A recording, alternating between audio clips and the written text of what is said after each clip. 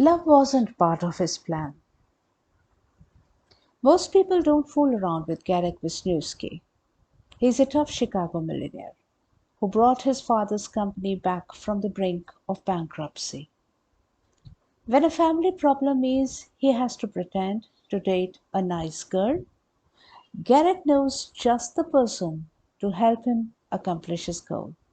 Ellie Hernandez, who is, amongst other things, a part time house cleaner. Garrett thinks he's got Ellie pegged, a greedy little opportunist who'll do anything for a buck. But he's in for a surprise.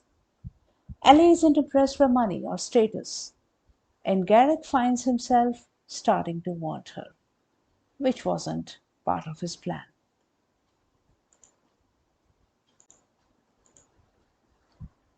Chapter 1.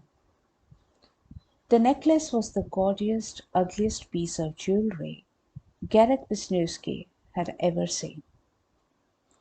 Rubies and emeralds vied for glittering supremacy in a bright yellow gold setting, decorated with enough curlicues and whorls to make a Russian czar blink. Any woman wearing this necklace risked blinding innocent bystanders or being mistaken for a Christmas tree. This bauble had nothing to do with beauty or elegance. It was about money, pure and simple. It's perfect, he told the chignored blonde behind the counter, who had been batting her eyelashes at him ever since he entered the store. I'll take it. An excellent choice. She congratulated him. You have exquisite taste, Mr. Wisniewski. Thank you. The young woman didn't appear to notice the irony in his voice. Placing the necklace in a satin-lined case and ringing up the sale, she chatted vivaciously. Women adore rubies and emeralds. They are so much more interesting than diamonds, don't you think? I'm sure your girlfriend will love the necklace. She paused to check his reaction to her comment, and he recognized the look in her eyes. In the last hellish month, he had been forced to deal with numerous women, all with similar predatory expressions. He had devised several strategies to deal with them: attack, retreat, and play dead. He used the attack method only in extreme situations. The blonde sales clerk didn't qualify, at least not yet. Retreat was impossible until he got his credit card back, which left only one option. He didn't offer either a confirmation or a denial of her guess about the necklace's recipient. She wasn't deterred by his lack of response, however. Finishing the transaction, she slid the jewelry case across the glass counter, along with a business card. My home phone number's on the back. If you ever want a private viewing of our inventory, please call me. Garrick shoved the box into his pocket but left the card on the counter. That won't be necessary, he growled. He strode to the door, almost bumping into another customer who blew into the shop, along with a freezing gust of wind. Short and round, the man stood in the doorway, nose dripping, as he stared up at Garrick. Hey, I know you. The man's Neanderthal forehead cleared and he winked at Garrick.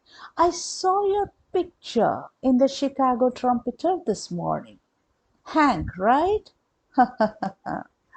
Excuse me, Garrick said icily. You're blocking the door. The man stopped sniggering and quickly stepped aside. Garrick exited, shutting the shop door with a bang.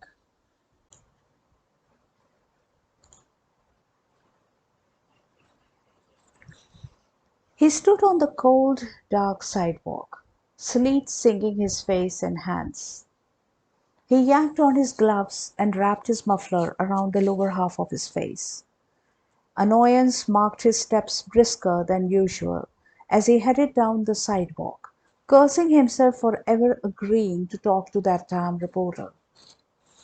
He had broken his usual no interview rule because she had said she was doing an article on how businessmen had contributed to the revitalization of the city by providing jobs for displaced workers. If he had known what she really intended, he would have shown her out of his office immediately. Now, because of lowering his guard for one moment, his life had become a living hell. Oh, he had been mildly amused at first. The ribald jokes from the men, the fluttering glances from the women. But then he had started getting letters, sacks of them, and women started showing up at his office and his apartment, at restaurants where he was dining. Lengthening his stride, he stepped over a puddle. Last night had been the final straw. He had been about to close a deal with a prospective client over smoked pork tenderloin and Yukon Gold mashed potatoes when an enterprising young woman named Lily Lade had shown up professing to be a singing telegram girl. But she had seemed more interested in stripping than singing. While horrified matrons looked on, he had had to bundle the woman up and forcibly escort her from the restaurant. Unfortunately, once outside, she had thrown her arms around his neck and placed a kiss on his mouth. He had thrust Lily away, but not before the tabloid photographer had snapped several shots. Trying to ignore the freezing wind, Garek hunched his shoulders and turned the corner to where his limousine waited. The situation was no longer amusing. In fact, he was damn well fed up. Woof! A woman made the small sound as she ran into him at full speed. The packages in her arms went flying, and so did she. She landed on her rear in the snow. Instinctively, he crouched by her side. Are you all right? Her blue eyes, framed by long black lashes, looked slightly dazed, but she nodded. "Uh, I'm fine." His gaze dropped to her mouth, watching her lips form the words. Her upper lip was long and perfectly straight, with no indentation at all, curling up slightly at the corners.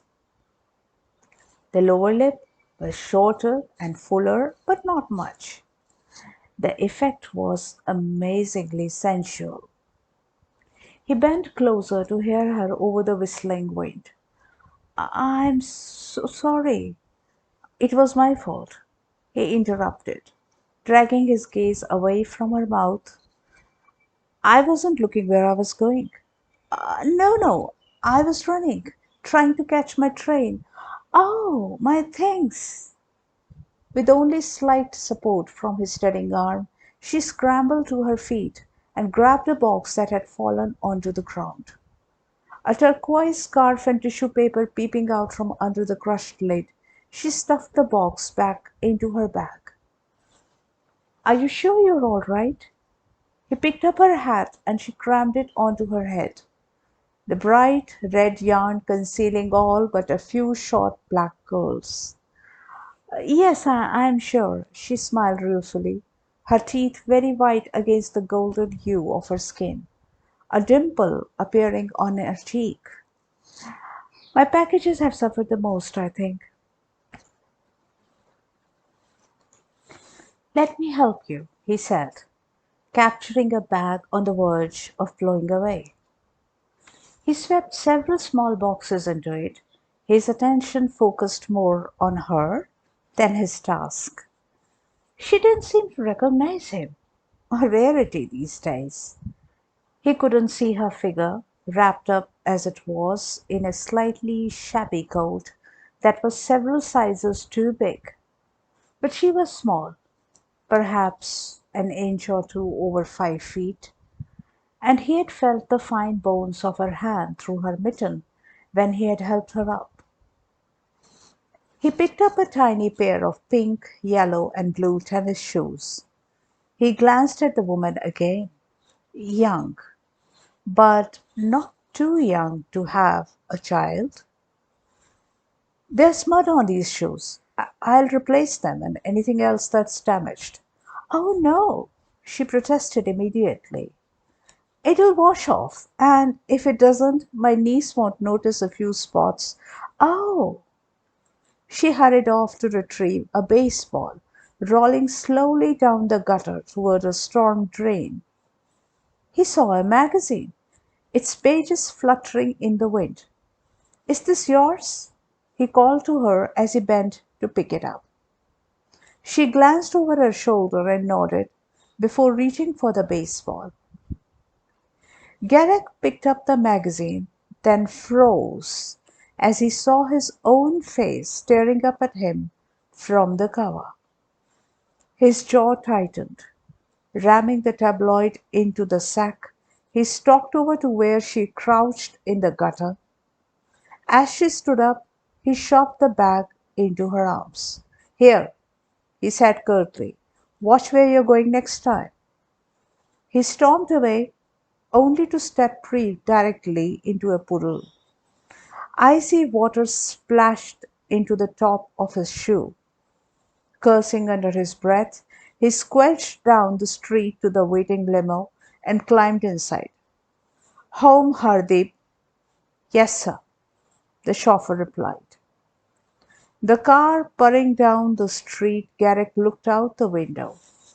He saw the woman still standing in the gutter, clutching her bags and staring at the limo. She wore an expression of profound bewilderment. Anger swept through him. She must have been lurking on the corner, waiting for him. If the magazine hadn't given her away, he would have believed their collision was an accident. He'd even been about to offer her a ride home. Oh, she was good, better than most. Innocent looking, except for her mouth. He should have been warned by that mouth. He sat in brooding silence until the chauffeur stopped in front of his apartment building. Not until he went inside and reached into his pocket did he realize that something was missing. The emerald and ruby necklace was gone.